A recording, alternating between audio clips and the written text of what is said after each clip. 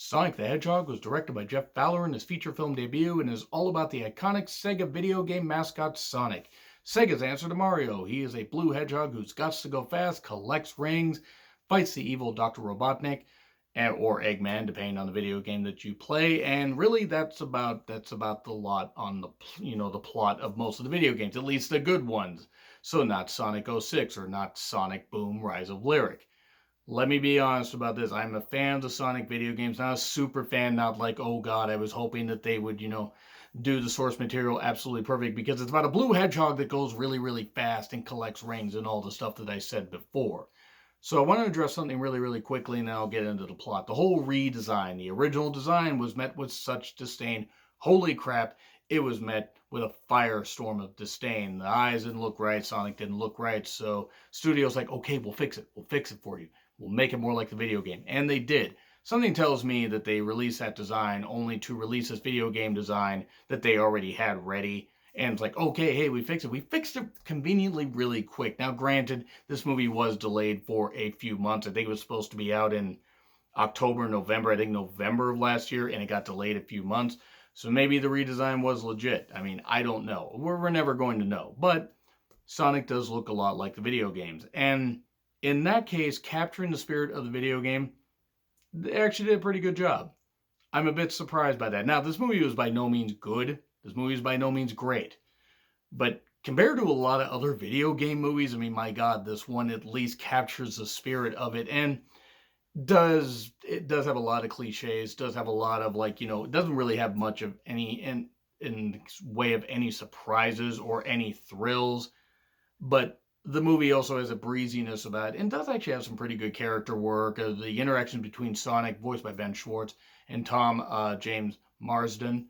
He actually is a pretty good actor, and they had some pretty good interactions here, or at least as much as, a human and a computer-generated blue hedgehog can. But the main focus of this movie, besides Sonic, is Jim Carrey as Dr. Robotnik.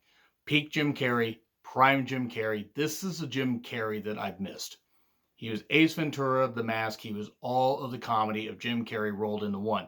And he was in an over-the-top performance because he's a guy with a whole bunch of robotic technology, hence the name. I know, bit of a play on words, bit of a shock there, I suppose.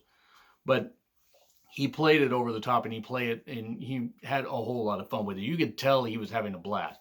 Was he chewing the scenery and over like beating people over the head and like saying, no, this is my scene? No, he just is. When he's on, he is absolutely great. And in that sense, they actually have a pretty good cast of this. None of the cast was particularly bad. As for the plot, Sonic is in his own world, and it's very fan servicey, platforms collapsing the rings and stuff like that. And he is endangered in his world and must use the rings. And rings in this case aren't just things he collects; they are gateways to other worlds. And he is told, hey, if you get endangered in the other world you travel to, you must go to another one. Use a ring and go. Stay safe. Never stop running. And he uses the ring, and he ends up going to Earth. And they are in Green Hills, Montana. Do you get it? Green Hill Zone. Video game, the first level. Pretty goddamn, fan servicey and everything. And from there, he, is living, running fast and everything, but he really just wants to belong, because even though he loves it on Earth, he just wants to belong. He wants to, he wants to be with people that make him feel like family, because he has no family. And then after causing a disturbance, Dr. Robotnik is called in by the government, that he seemingly has power above all the government, Jim Carrey does, and can just release his robots and everything, release the hounds, and he can release robots and he can have a whole lot of fun and, cause a lot of destruction and a lot of property damage and everything, him and Sonic, but yet nobody really seems to care. Nobody really seems to care, and in that case, it's kind of silly and everything. It's a typical kids movie in that case, and it does appeal to kids. It will also appeal to video game fans. It does tend to do that, and once again, going in expecting a masterpiece is wrong, and I'm not grading this thing on a curve. Don't get me wrong, I'm going to get into the criticisms here in a bit, but a lot of stuff with some side characters is just completely there just to be a plot device. There's, Tom has I believe, a wife, and she has somebody in her family that is very much just a one note character that is simply just there to drive a plot device. And nothing is dramatic in this. It doesn't feel like anybody's ever in danger. There are callbacks to the movies, and there are a couple post-credit things that I will spoil in the spoilers. But as for this movie, if you like the video games, you may like this movie. Is it perfect? No. It is not perfect. Did I enjoy it more than I expected? Yeah, but I also had my expectations in the goddamn floor, so I didn't expect to enjoy it as much as I did. But that being said, it's still a video game movie. It's still directed at kids, but if you are a fan of the games, you may enjoy it. So overall, I'll give my grade at the end, but it's not that bad. But go watch it if you're a fan of the games, and if you got kids, they may enjoy it. But anyway, we are in spoiler territory now, folks. So here we go, 3, 2, 1, and go. If you're still watching, sorry, we are in spoiler territory. So it opens with Sonic in his world and an owl creature, an owl woman, a female owl has been raising him somehow.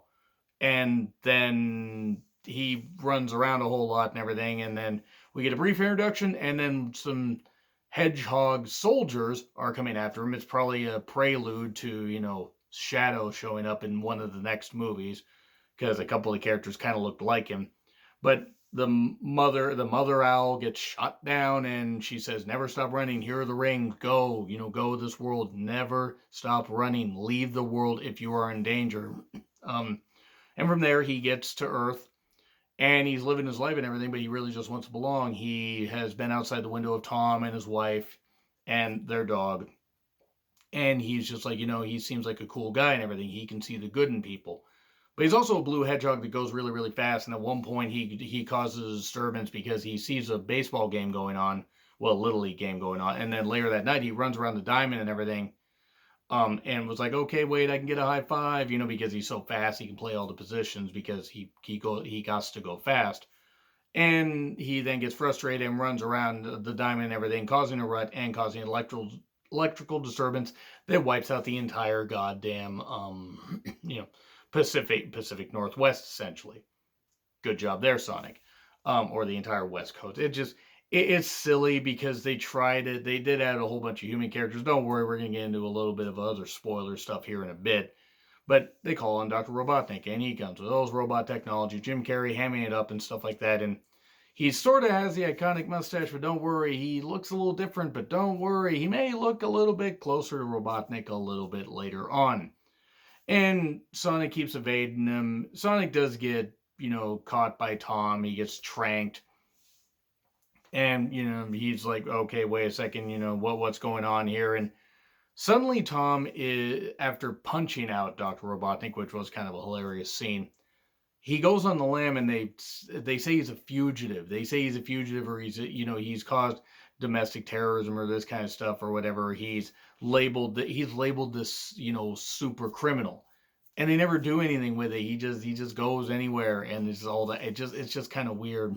But what this comes down to is, how is the interaction between Sonic, how is Ben Schwartz's Sonic? He voices him fine. James does fine as Tom. Jim Carrey is great. The other characters are kind of just there. The wife character, I don't recall the actress's name right now, but she was fine. Everything else in this movie is pretty much just one note, because it's just people moving from, plot device to plot device. Now, Sonic loses his rings because he tries to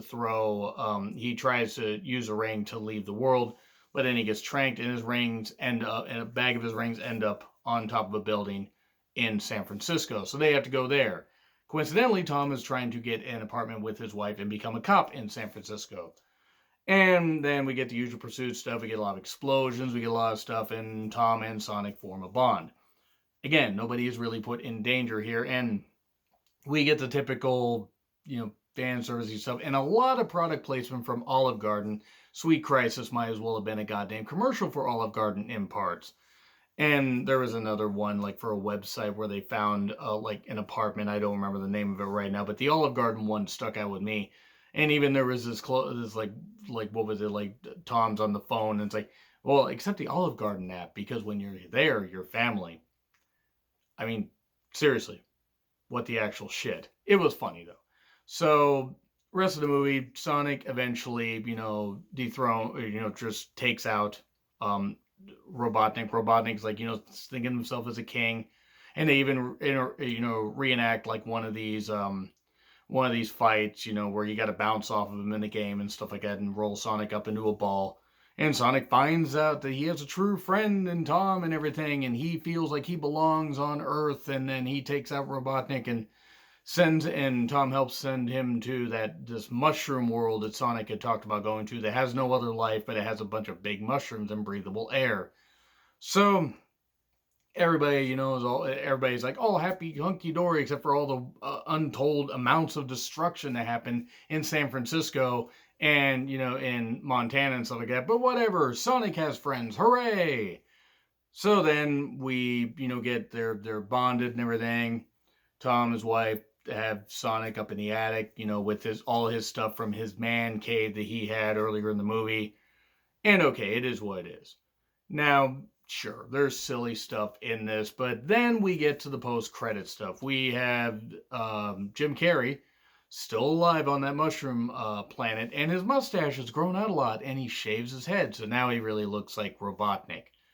But then they do a few more credits, and then suddenly, this other ring shows up. It's like, what the hell's going on? And somebody appears. It's Tails. It's Tails. And Tails shows up. Tails, the character from Sonic 2 and other ones and stuff like that. Oh, he's here. I hope I'm not too late to find him. So there's your sequel hook right there. No doubt this is something that they want to plan. They plan to make a franchise. And maybe they will. Who knows? I'm going to surprise a lot of people here. B minus. B minus. I enjoyed it more than I expected. Now, is it a great movie? No. Was I a little more complimentary of it than I expected? Sure, but B minus. It's not something I'm going to, rank in my top 10 later, unless this is a really dull year. But B minus for me. It was more enjoyable than I expected. Maybe a poll up here. If not, let me know what you guys think in the comments. Like, share, subscribe, Twitter handle in the description. And I'm John Ritlin. I'll see you soon.